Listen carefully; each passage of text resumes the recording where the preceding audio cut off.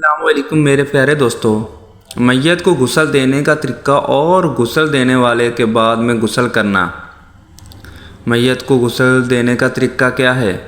میرے پیارے دوستو، ہم مسلمان ہیں اور ہمیں اس کے بارے میں پتہ ہونا چاہیے کہ غسل کیسے کرتے ہیں اور میت کو غسل دینے کا طریقہ کیا ہے۔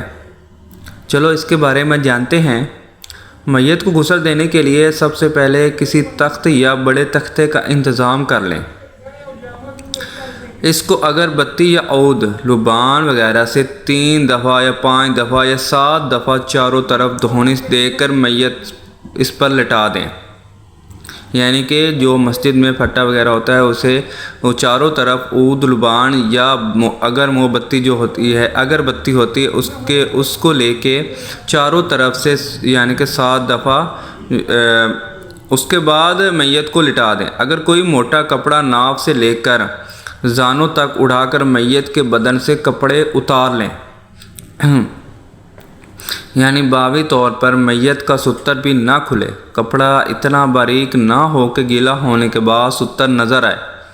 پھر میت کو استنجا کروائیں، لیکن اس کے رانوں اور شرم گاہوں پر ہاتھ نہ لگائیں، نہ اس پر نگاہ ڈالیں، بلکہ اپنے ہاتھ میں کوئی موٹا کپڑا لپیٹ کر میت پہ جو کپڑا پڑا ہے اس کے اندر ہاتھ ڈال کر استنجا کروائیں۔ حدیث نبی میں ہے کہ نبی کریم صلی اللہ علیہ وآلہ وسلم نے حضرت علی رضی اللہ تعالی عنہ سے فرمایا، اپنی ران کسی کے سامنے نہ کھولو اور نہ کسی زندہ یا مردہ کے ران کی طرف نظر ڈالو۔ حدیث نبی میں ہے کہ حضرت نبی کریم صلی اللہ علیہ وآلہ وسلم کے وصال کے بعد جب حضرت علی رضی اللہ تعالی عنہ نے آپ کو غسل دیا تو اپنے ہاتھوں پر کپڑا لپیٹ لیا، پھر میت کو وضو کرائے جسے نماز کے لیے وضو کیا جاتا ہے۔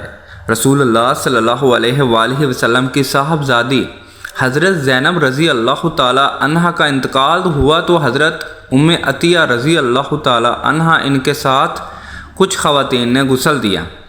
نبی کریم صلی اللہ علیہ وآلہ وسلم نے ان کو حکم دیا کہ پہلے وضو کے اعضاء سے غسل شروع کریں، مگر کولی کرانے اور ناک میں پانی ڈالنے کی ضرورت نہیں ہے۔ ہاں، اگر میت حیض، نفاس یا جنابت کی حالت میں ہے تو کولی کرانا، ناک میں پانی ڈالنا، اور اس طریقہ کار یہ ہے کہ نرم کپڑے یا روئی گلی کر کے جس قدر سہولت سے نہ ہو سکے منہ ناک کے اندرونی حصے تر کر دیا جائے۔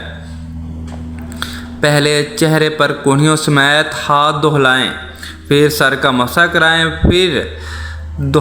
پھر کپڑے کے ترک کے دانتوں کو صاف کریں، یعنی کپڑا واش کر کے کپڑا دھو کے دانتوں کو صاف کریں۔ ناک کو سوراخوں میں کپڑا پھیر دیں، یعنی وہی کپڑا ناک کے جو اندر سوراخ ہیں اس میں کپڑا پھیر دیں۔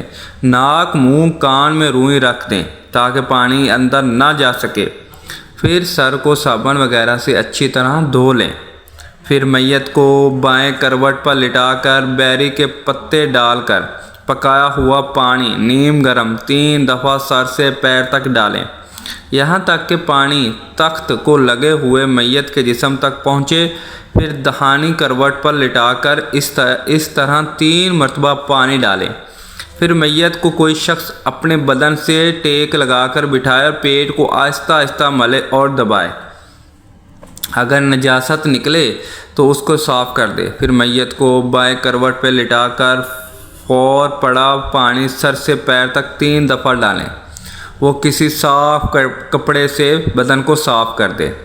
حدیث میں ہے کہ حضرت نبی کریم صلی اللہ علیہ وآلہ وسلم نے اپنی صاحبزادی رضی اللہ تعالی عنہ کے انتقال پر حضرت ام عطیہ رضی اللہ تعالی عنہ اور اس کے ساتھ غسل دینے والی عورتوں کو حکم دیا کہ 3 دفعہ یا 5 دفعہ اس سے زیادہ اس کو غسل دو، ہو سکے تو بیری کے پتوں اور پانی سے غسل دو، 1 دفعہ کفور بھی اس میں ڈال دو۔ اچھا، دوسرا سوال یہ ہوتا ہے کہ کیا غسل دینے کے بعد آدمی کو غسل کرنا اور کپڑے تبدیل کرنا ضروری ہے؟